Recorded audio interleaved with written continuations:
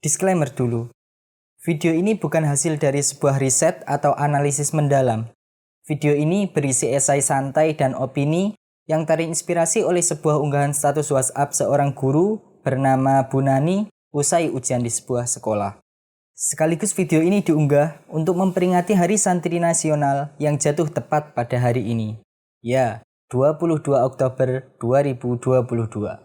Oke, kita lanjut setelah opening berikut ini.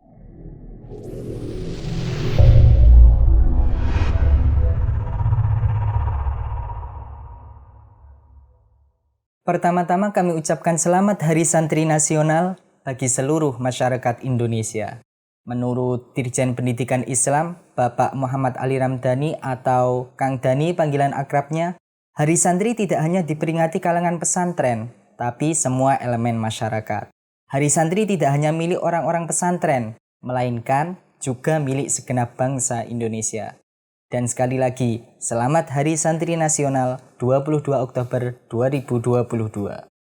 Bagi sebagian masyarakat, terutama para orang tua, enggan untuk memondokkan anaknya karena masih ragu dan khawatir tentang bagaimana masa depan anaknya kelak jika menitipkannya di sebuah lembaga pendidikan bernama pesantren. Namun melihat pelonjakan jumlah santri di sebagian pondok pesantren menunjukkan bahwa banyak juga orang tua yang punya pemikiran daripada anaknya setelah pulang sekolah waktunya cuma dihabiskan untuk scroll-scroll TikTok nggak jelas atau main game sampai semalaman suntuk, ya mending atau lebih baik dititipkan di pesantren. Namun di video kali ini kita tidak akan membahas perbedaan sudut pandang tersebut. Kita akan membahas apa sih yang menarik minat sebagian orang tua untuk menitipkan anaknya di sebuah lembaga bernama pesantren yang terkenal dengan sajian menu utama berupa pendidikan karakternya. Sesuai dengan tema Hari Santri kali ini, berdaya menjaga martabat kemanusiaan. Disclaimer kedua, jika opini yang berada di video ini nanti ada perbedaan di sebagian pesantren, mohon maklum, karena video ini hanya melihat dari sistem pendidikan yang ada di pesantren Fathul Ulum umumnya dan Pondok An-Nur lebih khususnya. Memang benar, kebanyakan mata pelajaran yang disuguhkan di pesantren adalah pelajaran berbasis agama. Ya bagaimana lagi? Bahasa Inggris dari pondok pesantren adalah Islamic Boarding School. Tapi tunggu dulu, emang seorang santri nanti setelah pulang atau lulus dari pesantren harus jadi kiai? Jika kalian berbicara dari perspektif bahwa kiai adalah seseorang yang mengasuh sebuah pondok pesantren, mempunyai sejumlah santri dan masyarakat sekitar memanggilnya Pak Kiai, maka jawabannya adalah tidak. Santri nggak harus jadi kiai kok. Boleh jadi atlet, tetapi atlet yang baik. Boleh jadi YouTuber, tetapi YouTuber yang baik. Boleh kok jadi fotografer, tetapi fotografer yang baik. Oke. Saya akan ulang pertanyaan tadi. Kenapa? Kenapa beberapa orang tua lebih memilih menitipkan anaknya di pesantren daripada harus jenuh melihat kelakuan para bocil zaman now yang seakan-akan tak bisa lepas dari yang namanya handphone atau daripada terjerumus dalam pergaulan bebas? Pertama, walau efek samping yang ditimbulkan ketika orang tua memilih memondokkan anaknya di pesantren, nanti harus siap menanggung rindu karena tidak akan bertemu dengan anaknya selama berbulan-bulan atau bahkan bertahun-tahun lamanya, tetapi mereka rela dan percaya bahwa pesantren mampu membimbing dan mengawasi anaknya lebih dari apa yang bisa orang tua sendiri lakukan di rumah. Di Pondok An-Nur juga, dalam sehari penuh, jadwal semua santri sudah diatur sedemikian rupa, tentunya dengan porsi yang cukup, tidak kurang, juga tidak berlebihan. Sehingga dalam kurun waktu 24 jam, seorang pendidik atau guru dapat memantau perkembangan anak didiknya, apa yang sudah baik dan apa yang masih perlu diperbaiki.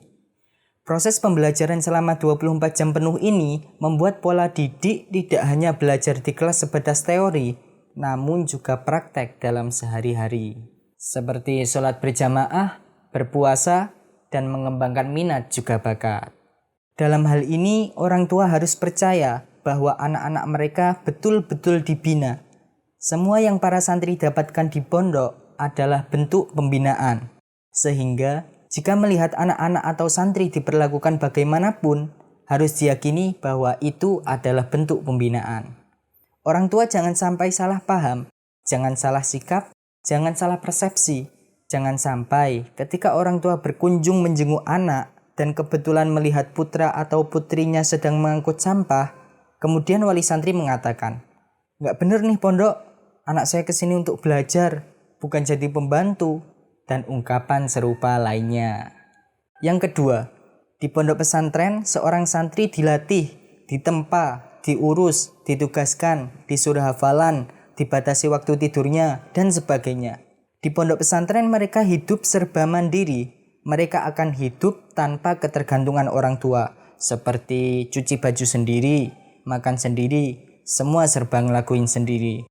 Dengan itu semua, mereka tidak akan mempunyai sifat manja dan akan lebih bersikap dewasa. Di pesantren, para santri diajarkan bagaimana mereka bisa berempati terhadap sesama, juga belajar sabar dalam menghadapi berbagai macam ujian, seperti contoh kecil, sabar saat telat kiriman uang jajan. Sehingga membentuk jiwa dan mental yang tangguh, tidak gampang putus asa dan mengeluh. Jika ada seorang santri melanggar aturan yang tidak sesuai dengan norma-norma agama, seorang santri juga akan mendapatkan takziran istilahnya, atau sanksi sebagai pemberi efek jera agar mereka tidak mengulanginya. Sehingga jika suatu saat mereka lulus dari pesantren, kemudian mendaftarkan diri di sekolah kepolisian, dan ternyata diterima dan berhasil, maka ia akan menjadi seorang polisi yang disiplin dan taat peraturan negara. Karena di dalam otaknya telah tumbuh mindset dan telah distimulasi agar mereka tidak mudah melanggar peraturan agama. Bagaimana tak bahagia orang tua yang dapat melihat anaknya menjadi seorang atlet yang tak hanya disiplin dalam berlatih, tetapi juga disiplin melaksanakan sholat 5 waktu. Bagaimana tak bahagia orang tua yang mempunyai anak seorang kepala desa yang tak hanya mampu memimpin desa, tetapi juga dapat memimpin ketika jenazahnya disolati kelak. Gimana? Masih merasa khawatir? Jangan jadi santri. Jadi santri, jangan khawatir. Like jika kalian suka, bagikan juga kepada sesama.